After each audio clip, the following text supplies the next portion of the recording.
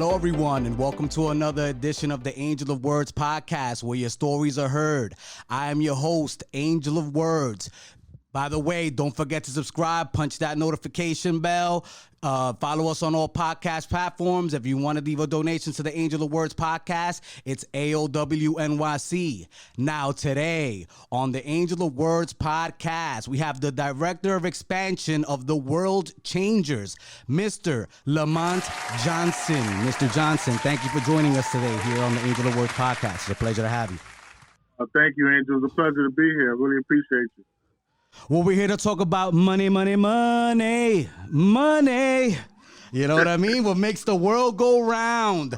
Now, I want to start with, something basic to ease us in. What's the World Changers and what's the purpose of it? So the World Changers is an organization of people who just strive to be better versions of themselves so they can do better by others, right?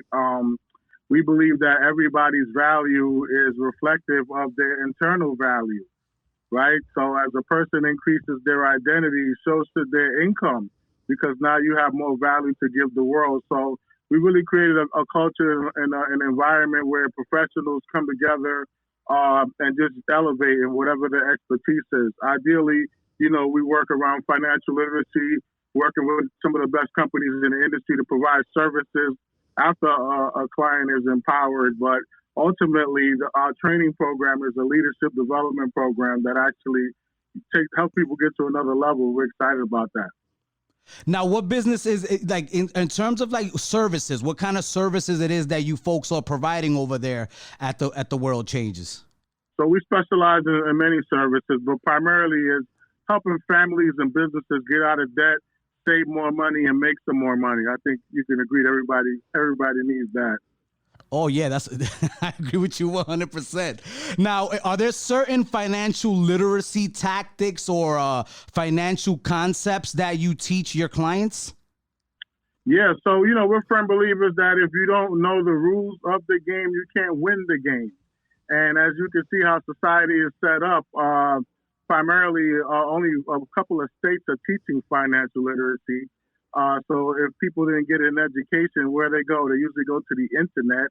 The internet is kind of speaking general, not specific to the individual's needs. So the strategies may or may not work.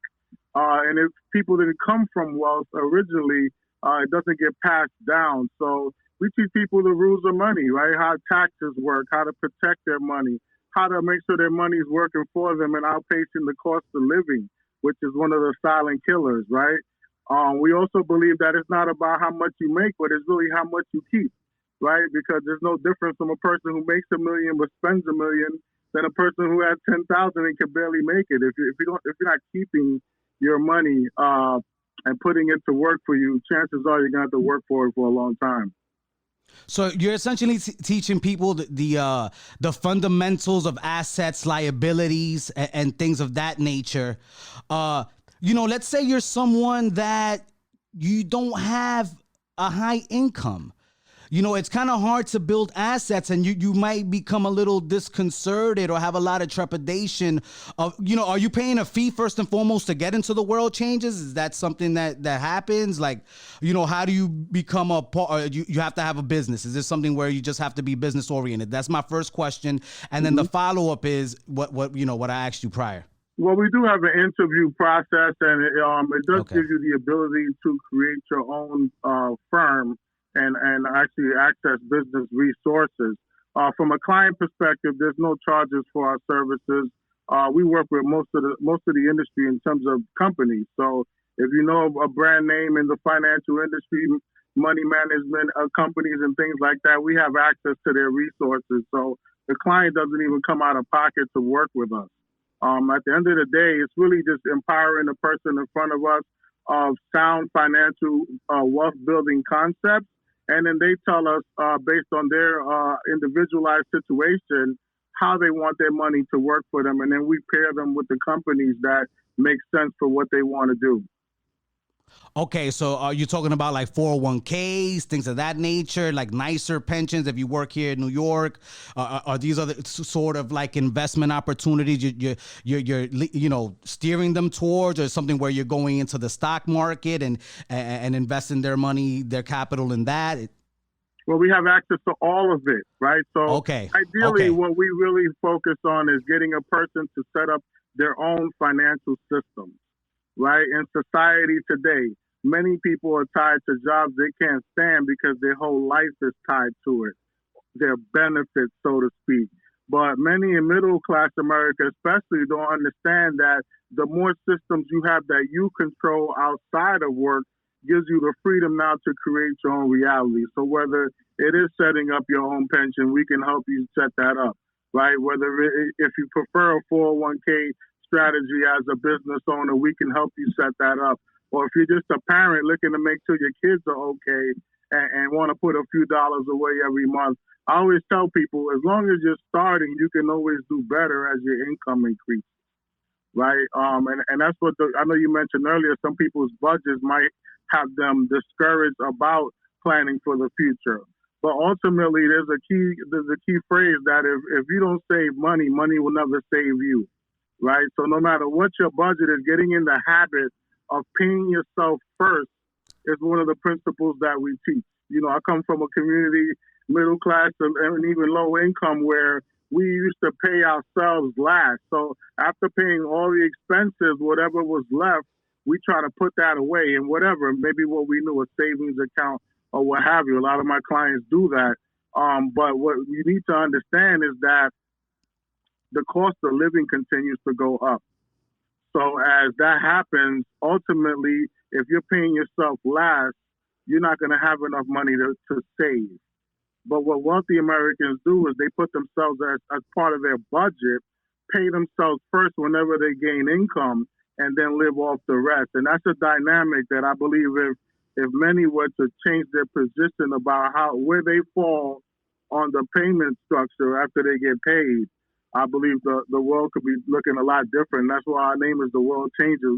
We want to teach concepts that, have been working for a segment of the population and bring it to everyone. It's interesting that you mentioned that, because that is an ideology that if you are coming from a lower income situation, it's kind of hard to grasp, paying yourself first. I remember when I started the podcast and then started Angel of Words Entertainment, now I'm in a position where like I have to pay myself a salary, which is a concept that you would have never thought of. But that I never thought of. I was just used to cutting checks or making tips and whatever, job I had at the time. So that's interesting. Could you elaborate a little bit more on how that works for the consumer that's listening? Yeah, so pretty simply put, right, the reason we go to work is to generate income. Let's not, obviously you learn skills and things like that at work, but ultimately you're doing it to get the income that comes after that effort. Now, what you do with that income is where the gap usually happens between someone who's financially literate and someone who's not, right? Someone who's financially literate understands that you can take that income now and use it to work for you, i.e. gain interest in different accounts, i.e., start a business or even put it to work with real estate, whatever it is, and then live off of those profits. So it's creating systems with the money that you earn and live off the rest. Like, so a percentage of your income should be going to you automatically. And then what happens with that percentage is really your discretion. I always say get with a professional, right? Because the professionals in the industry, they're licensed, and the industry is always making changes to products and services that if you don't have someone on the inside, you could be missing out on a lot of things that can help you and your family's last name strive even more. That's a very valid point. Now, in terms of, okay, so you're teaching these financial literacy tactics. Mm-hmm. Now, do you get people that are scared to invest? And when you do, or if you do, what do you do to ease their minds? Because, they're looking at, you don't know. So you're going to be probably a little distrustful of giving a person your money and telling them, hey, how are you going to help me work on getting, assets? The beautiful thing about it is that we don't own any products and services, so Okay. our ties are not to the product as like most companies. So if you went to X company, they couldn't tell you that their consumer offer better solutions for you. That's what makes us really dynamic. So we're not tied to the actual product. We're tied with what you want your money to do for you. So if you tell me, hey, Lamont, I can't stand losing money, obviously we're not going to put your money somewhere you can lose it. But hey, I want to gain some money. Is that important to you? Okay, cool. There's programs that you can establish where you can gain money and not lose money. But how many in the population actually know that? Not many, right? And then you think about taxes, right? Yeah. Uncle Sam. Yeah. Uncle Sam is not really our uncle. Depending on where you have your money working for you, if you don't factor in the tax responsibilities, that can have a major impact on your balance and what you actually keep. And these are the concepts that we always start with education. That usually eases the fear of putting money to work. But then you also know that the cost of living is going to go up whether we do something with our money or not. So based on where you're keeping your money, that value of that dollar continues to go down every year. For example, 10 years ago, we went to the supermarket with $100. We probably got 10 bags. Today, we barely get the bag, right? And that's today. That $100 gets you damn near nothing when you go to the supermarket. So think about 10, 15 years from now, how you're going to need more hundreds to just do basic things. And I believe, many, especially in middle-class America, working class folks, they can't really see that far down the road. So that's where the fear comes in, right? But if we could just teach them to start somewhere with something, just knowing that, hey, that's mine. Out of all the money I made and spent, that's mine right there, and that's working for me. That'll give a lot of people peace of mind. It's fantastic that you're helping people keep up with the rate of inflation, which is kind of like what you're talking about, making sure that you're keeping up with that situation. A lot of people, Mr. Johnson, unfortunately, like to spend their discretionary income a lot more than they actually should. What I mean is living beyond your means. When you get people because I'm sure that you're asking them these personal questions about how they spend their finances, you're breaking them down. How do you break that circle? We go over their budget with them, right? So oftentimes when we do our personal budget, we kind of lie to ourselves, right? We're not keeping track of the $1.50 waters or $10 coffees we're spending on each day. But when you sit down with a licensed professional who's neutral, just wants the facts, the things that we look at are those things, right? So I've had clients that reduce their grocery expenses by 10, 15% and now have monies working for them because they were eating their life away, right? I've had other clients that, were spending money on vehicles that, obviously that's an asset. Unless you make your car into a business, it's a liability. Right. So they made changes like, man, this car is taken. You just don't see it sometimes until it's tracked. And especially with a professional eye where it's like, okay, you're telling me that after all your expenses, you have a few thousand left over. But when we look at your actual savings, there's barely anything there. That means there's money around. It's just going in places that you're not tracking. Right. Yeah. So we help with exercises, simple exercise like, hey, why don't you just track all of your expenses for 30 days? I don't care if it's $1 leaving your hand. Write down what that's for. It was a powerful exercise that worked for me personally. I was spending about $300 in water outside my house without knowing it, right? We're working outside all day, buying bottles of water all month, couple bottles a day, and when as inflation goes up, water went up, right? Then I started carrying some water, and now I got an extra $300 around that either I can do something with it and collapse my time frame of working for someone, or I can, like you say, spend your money on things that don't make sense. But ultimately, Angel, when our relationship with money really has to change, and it starts with understanding that it's a resource, and ultimately, it's not good or bad. It does what we tell it to do, right? So we tell it to go spend it on this restaurant meal. And you know, we got a big picture in mind that we want to maybe retire early, purchase some things. Is that dollar spent getting us closer to those goals or not?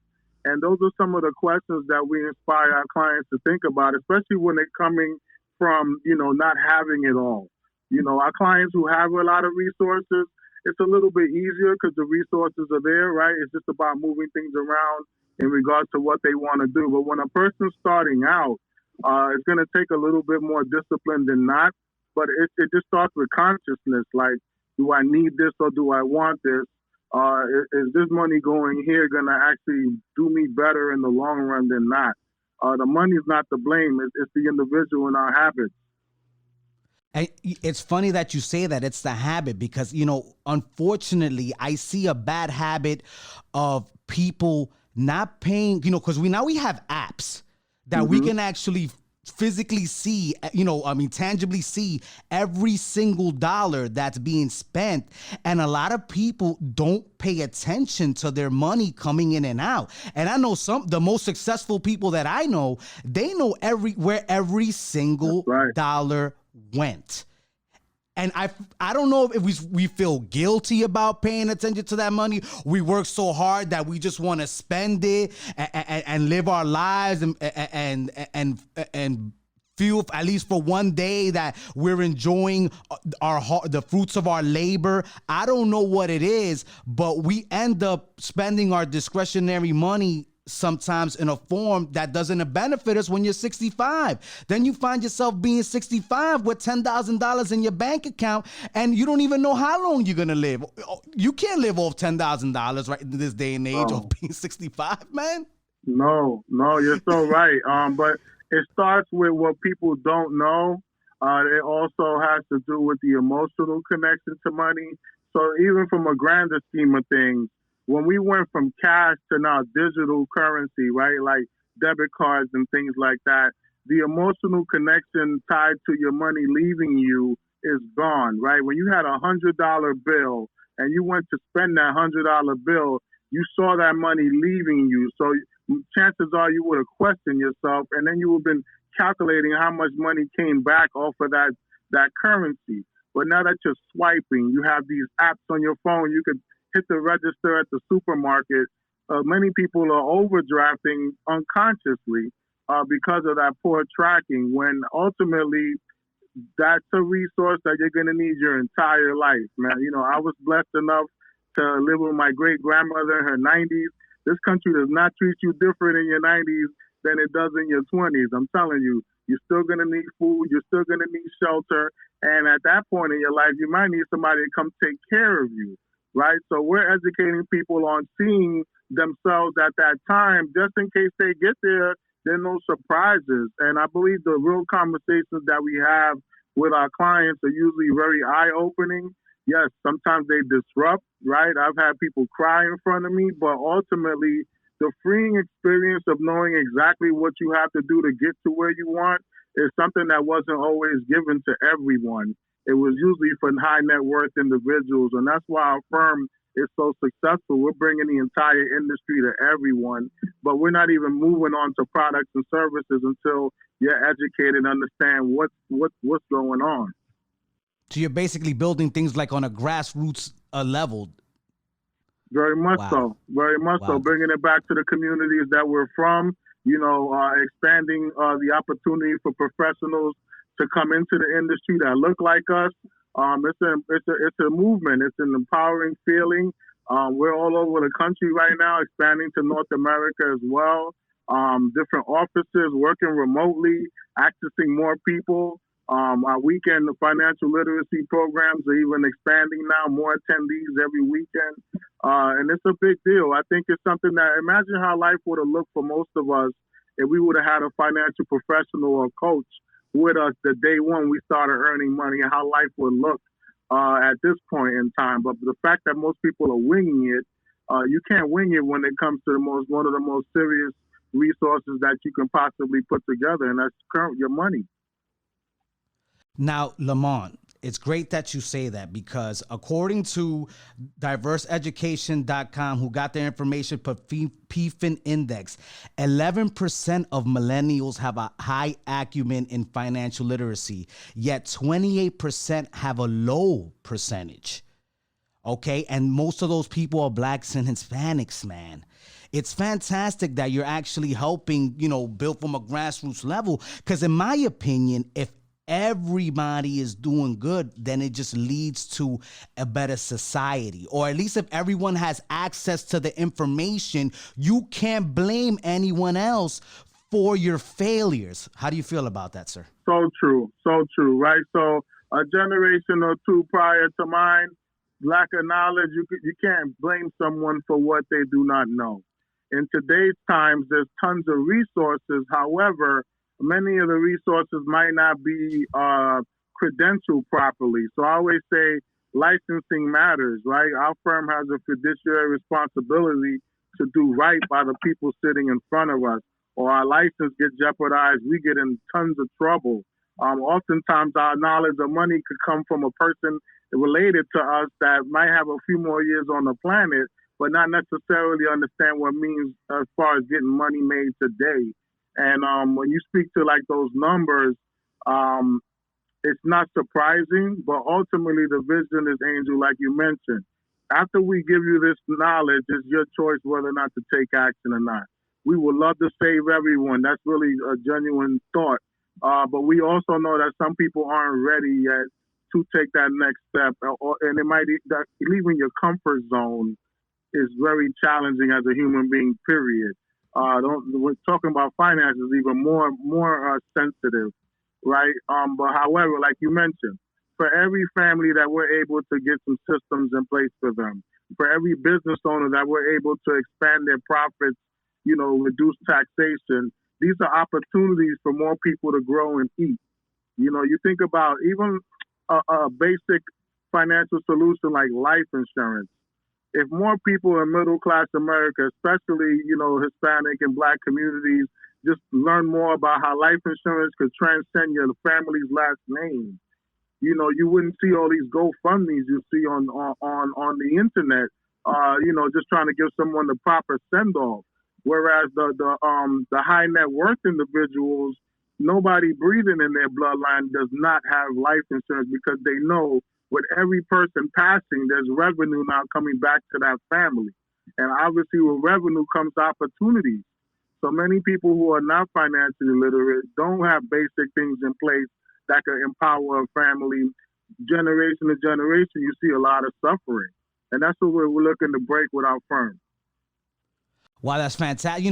It's funny because, from my knowledge, Jewish people build a lot of wealth off of, life insurance companies, because, you got to protect the most valuable asset that you do have, which is the fact that you're breathing in there. That's right. That's right. You. Wow, man. Yeah, man, that is fantastic. Now, you mentioned licenses that you guys have. What kind of licenses do you have that you don't want to risk, just for people that are interested in probably what you're doing right now, Right. So depending on the offerings that a person in our profession plans to offer the public, you have your Series 6s, you have your life, health, and accident. These licenses allow you to offer different types of products to the public, from mutual funds, IRAs, 401ks, life insurance, annuities. It could be, the more licensing, the more offerings you can legally provide the public. And anybody starting, I usually say, hey, just work with your life, health, and accident so that you can learn the foundation of proper financial planning. When you think about protection, like you mentioned, wealthy individuals understand that no matter how much money you put together, there's certain things in your life that could come wipe you out, right? For example, you getting injured, not being able to perform. What systems do you have in place to make sure your family is protected from that, right? The other one we just spoke to, if God forbid a person who's earning income passes away early, how would that affect the family? And can you protect the income loss that comes with that? Right. And then the last one, like I told you with my great grandmother, people are outliving their money right now. Right. So what protection systems do you have in place to make sure you don't run out of money? So most of the time people retire with a program that after taxes, they bring home very little. Many of them don't know they can put that money in other instruments that actually protect them from ever running out of money. And these are some of the solutions that we offer to bring that peace of mind of knowing that, okay, you have money in the market, cool, you know, that's not stable. You know, you have investments that have risk like real estate, or you start a business, you know, that's not stable. But at least you have some protection systems in there where if everything collapses, you have access to resources, and that's powerful. I mean, it is powerful because because you're letting people know. I would imagine about different tax codes, things that things that they can do legally to protect themselves, and keep those extra funds in their pocket in order to try to gain some more assets. So I really appreciate what the World Changes is doing. Now, let's say you want to get a job in terms of like human capital, right? What kind of people do you look for in your company? Well, for us, it's always the environment, right? We have an environment that encourages you, not puts you down, challenges you to be a better version of you. So obviously, the individuals we introduce to our company and our environment have to have high character, right? Not to mention you're working with money, but just high character and understanding that we're not better than anyone just because now we're professionals on this side. The goal is really to meet people where they're at and empower them, uplift them, show them the right way. So it's really people that aspire to be leaders. The more the merrier, right? At the end of the day, we all know as leaders that it could be very lonely, right? Because oftentimes as the leader, you're the first one taking the step that many others did not take. With that risk comes a lot of criticism, a lot of people throwing their fear, doubt, and worry into you, right? As the leader, as the person in the family that might have not, did what the family normally does. And we created an environment where you're welcomed if you're that type of individual. If you really want to help from your heart as opposed to from your pocket, unlike the industry typically does, putting people as transactions, we're really building relationships, and we train you on the people skills necessary to get that job done at a high level. Now, how's the gender equality atmosphere at the World Changers? Is it something that's non-existent because everybody's basically on the same playing field? It's totally non-existent.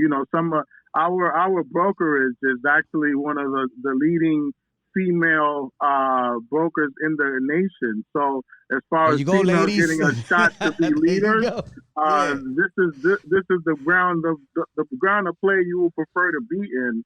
Where we encourage, not to mention all walks of life. I have individuals in my firm from third world countries doing great because they took a step at elevating their identity, understanding the dynamics of how to relate to people, and then we have not all the resources necessary for a person to succeed in our industry. So that side of it is not even a problem.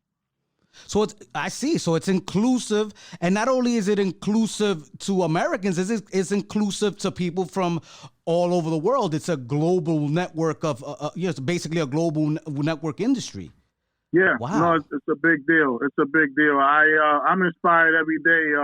Every other day, somebody's crossing over a few $1 million in earnings, and their backgrounds could have been like a cab driver or something like that, right? I'm like, man, I love that, man. I know I could do it, right? So it's a blessing to have inspiration from normal people. Unlike corporate America, where typically, you can hire your brother who knows nothing about business to run a company, and everybody else gets treated like, we turned that relationship upside down, where it's like, once you qualify to work with us, as long as you're fighting for your family's last name, we're going to make sure you succeed. Cool. So this is not a pyramid scheme. The World Changes. No, sir. I know that a lot of people have a lot of trepidation about these kind of, like Primerica, things of that nature. This is not one of those deals. This is like a serious situation. You have certifications, you have background checks, you have interviews, a ton of compliance. So definitely not that. But we want to give people opportunity, man. And at the end of the day, many people are trapped, especially with jobs that have no growth. You're dedicating your entire life, and 30 years later, they let you go.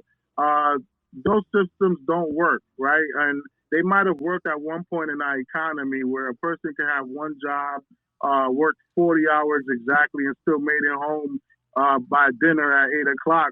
As you see, the cost of living has really changed that, where people aren't even having meals together anymore because everybody has to go out and earn. Yeah, Um, no, multiple jobs, gig economy. You know, somebody yeah. always has something, some kind of hustle on the side, just to bring in more income. But you guys are putting people in a position where they don't have to do that.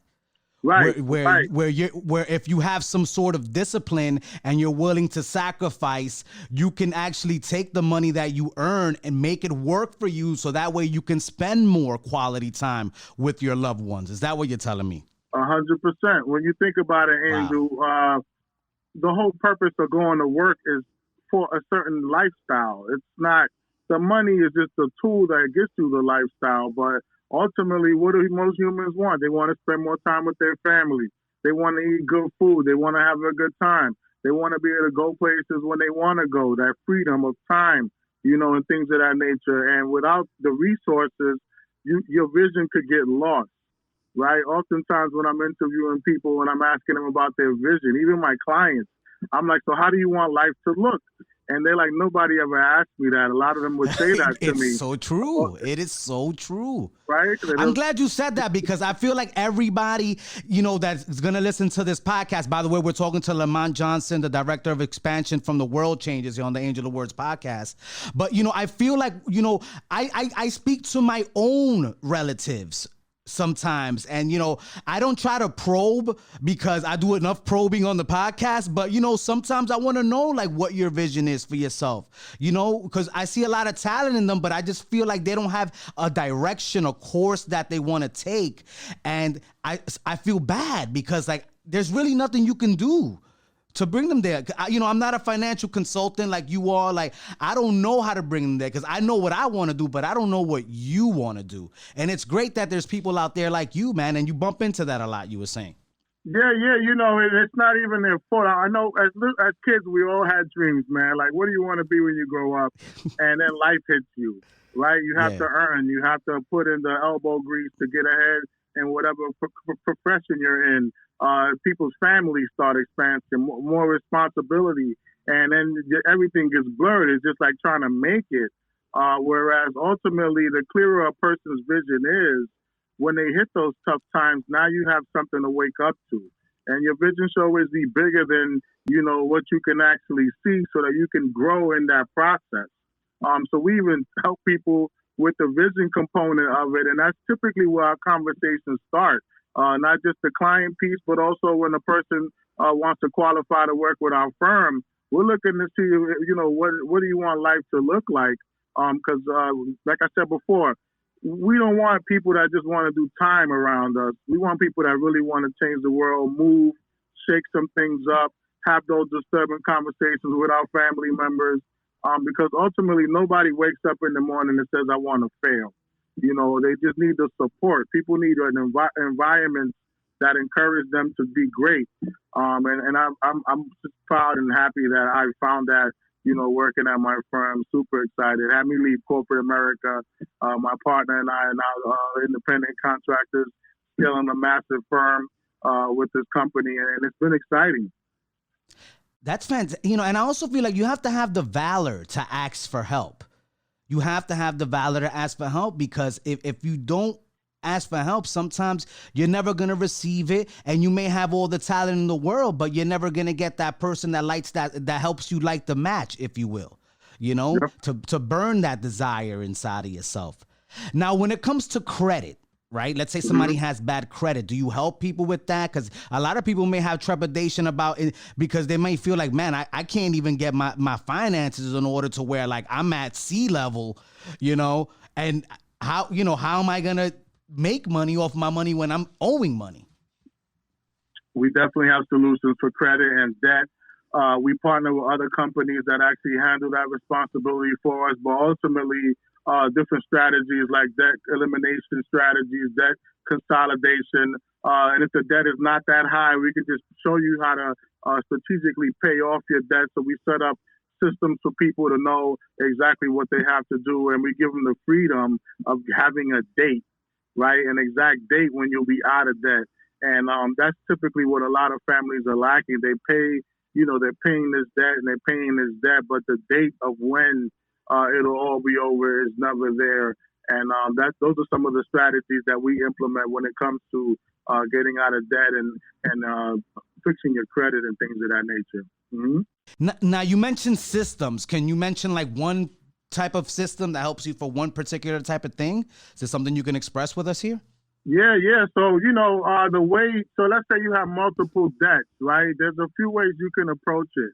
The first one that's more popular is knocking out either the lowest balance so that you can see progress, right? You're eliminating balances, and with the monies that were cleared up from the previous balance, you're implementing into the next highest balance.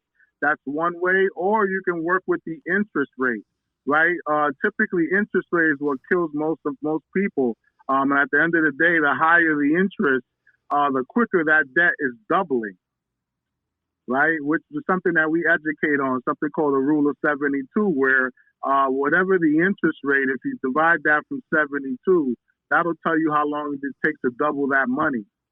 Wow. So that can either work for you or against you. In a debt situation, it works against you, right? But if you talk about growing your money, that's something you want to consider as well.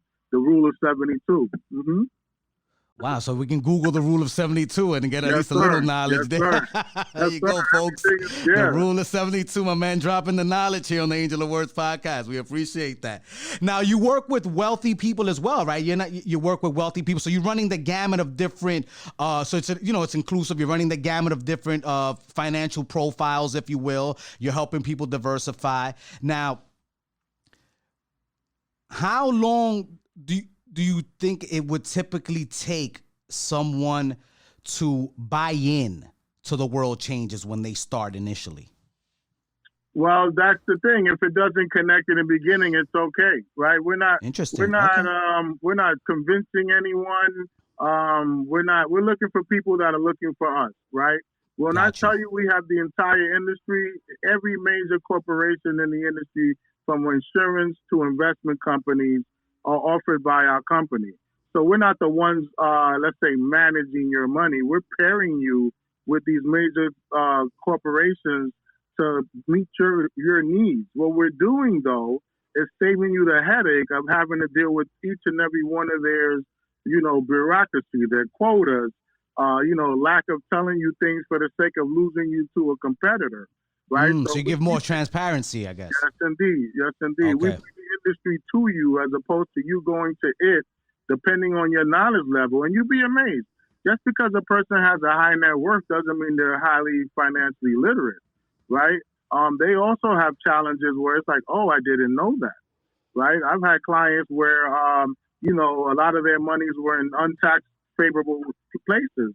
And with some proper communication and them being open to learn, we were able to not only educate them on better places to put their money, but now they know, so that everybody else in their network is like, hey, this is legitimate. Look, you don't have to pay that much, that much money having your money here. You won't lose that much money. Mm-hmm. Wow. It's just like a school of economics. I wish that we would have took more economics in school, man. You know what I mean? Yes, you and I both. Yes. Because I did take it, but to me it was really like Chinese. It's something that I really had to apply myself to learn, and I'm glad that I was able to pick some things up. But right now, having just this conversation with you alone, I'm like, my mind is being blown, because I'm like, wow, that makes perfect sense. Like, this makes perfect sense. Like, there's so many rules and so many moving parts to money that people really just don't quite grasp. And I'm glad that you're out here, giving that knowledge to people, man. How does that make you feel, man? Do you feel like you've reached a level in life where, like, wow, I'm glad that I'm doing this? Well, I'm definitely planting my flag in this industry. I worked in many, we met in healthcare, and ultimately every time you get to serve another human being, it's a blessing. Like, that's just how I was raised, and many of the people in my firm, we're a believer of giving first. But in order for you to give, you have to receive, right? You can't give from an empty cup. And ultimately, when it comes to money, these are the knowledges that are not accessible to people from a professional standpoint. Like I said, typically you go to, let's say, a top firm, they're going to charge you a few $1,000s just to consult. Whereas, as you see with the pandemic, many middle-class families don't have an extra $1,000 to go sit there for you to tell them what's already what they already know, right? Like, chances are you need to make more money or things like that. So you're giving free consultation. You're giving free consultations. Yes. Oh, that's fantastic! Wow. Yes. We sit down, get to know you, gather information from you about what's important to you, and that does not come out of the client's pocket, which I love. Like I said, the major corporations that we partner families with compensate us, so it's a mutually beneficial situation. You got a happy client that finally has a financial system in place where they don't have to worry about if their job is there or not. They just have to worry about making some income, right? And you could do that as creatively as you like. You have a multi-trillion-dollar organization that's happy. They just received a new client, and then we're happy because they compensate us very well. So everybody it's a great situation at the end of the day. No, it's a win-win, if everybody's making money, that's what's up. Yes, sir. Yes, sir. That's what you want, man. Sir. Yes, sir. Oh, man, Mr. Johnson, we've reached the point of the podcast where we're going to play 5 words with Angel. Now, 5 words with Angel, I'm going to give you a word or phrase or question. You're going to give me the first thought that comes to your head. Are you ready? Let's do it. All right. The first phrase is financial literacy. Empowerment, legacy, ending poverty. I think that's 2 words or 1 word, the same thing. That's all right. Yeah, go ahead, man. Go ahead. Just give me the thought. That's fine. Eradicating generational curses, if that's 1 word. Oh, yeah. So you made it 1 word here on the podcast, man. Thank you. Good job. The second word is the world changers. Or the phrase, the world changers. The world changers, leaders, selfless, giving, people of faith, and high character. It's funny you mentioned that, faith, because the next word is church. Church. Okay, so church. When I think of church, I think of faith. I think of community. I think of raising identity, servitude. And respect, and also character. 4th word is taxes. Taxes? Yeah, taxes. Good old taxes, Taxes. You have to pay them somewhere or another. I don't know if that's what works. And get enough money so when you do pay them, you don't hurt as much. Yeah, listen. I don't mind paying more if I'm making more. Right or wrong. I always tell people, man, if you're working overtime, you're making more money. But let's get to a point where we have that money working for us, and the taxes that you're paying isn't money that you had to labor for, if you will. That's right. That's right. When it comes to taxes, I do think of the economy, right? Ultimately, the government needs money to do things they have to do. Exactly. But responsibly paying them, I also think of strategically paying them, right? It should be a balance where, we get our share, they get their share. I also think of this a positive economy through taxes and things like that. I don't know how many words that was, but that's all right, man. Don't worry. There's no rule. There's no 5 words of Angel Police. Yeah, exactly. Now, the 5th word is, I know this lady is important to this whole situation, Fidel Barber. Yeah, you know who that is? Barber. Yeah. A champion, a leader, a mother, a woman of faith. I could do 100 words. She changed my life. All right. Oh man, when you talk about so you have met her before. It's someone you have to meet when you're dealing with the world change. Because I was doing some research and I was like, wow, this woman is actually amazing. Yeah, no, she's a dynamic human being, but very humble. You wouldn't even know she's successful as she is, and meeting her, always forward thinking, very creative. Empowering everyone, definitely someone leading the march in the female empowerment movement. A dynamic mother, kids are beautiful, her husband's beautiful, and just a beautiful human being, someone leading from the front. Oh, that's great, man. That's great. That's great to hear, man. If you guys don't know, Google her. She's pretty awesome, man. You're gonna learn a lot. Yeah, facts. Yes. That's the truth. Now, Mr. Johnson, but before we end the podcast, first, is there a website where people can go if they have inquisitive minds? Yes. So my website is www.lamontcjohnson.com. Also, all social media handles, Instagram, Facebook, Lamont.Johnson80 is my handle on there. Feel free. My email, lamontjohnson.wfg@gmail.com. And I just want to be accessible of service. We're all working from purpose. When you talk about our firm, our purpose marries our paycheck. Right. And it's been a blessing to be in that space where every time that we help a family, you're talking about the possibility of that family's last name doing better for the world. And that's where the world changes originate. So the fact that every person that we empower, the world looks better because ultimately they'll have more resources. Now, one last thing, Lamont, because this is very important to me, and I want you, if you could do me the favor and give a send-off, and really tell people how you feel, because we had a prior conversation before the podcast. We spoke about being, people that are in low income, sometimes urban communities, being consumers more than they are producers of things. And we spoke about living beyond your means. Could you give a message to my people out there that are listening, that are going to be viewing on YouTube when this comes out? Why it's more important to sacrifice instant gratification for longevity, for gratifying longevity, man. Yeah, a lot of it comes with the stigma from that phrase, you only die once. You only live once, excuse me. Yeah, YOLO, the blame Drake for that. You only live once, right? And that's like the unrealistic speaking of it, because you only die once. You live every day.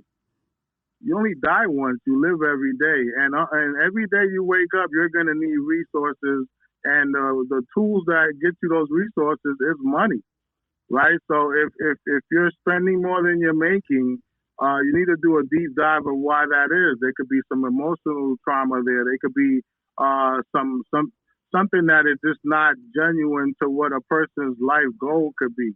And I believe that if we all just sat down and spoke to what our goals are, we'll live a more intentional life. Many people, wake up every day and just wing it, or just go through the same day every day. But it's time for us to start dreaming again and start planning about what we want our lives to look, our kids' lives to look, and even the generation after. If you ever look up these wealthy families like the Rockefellers, they had systems in place where 9 generations later, their name is still great. The people do not have to make decisions based on income.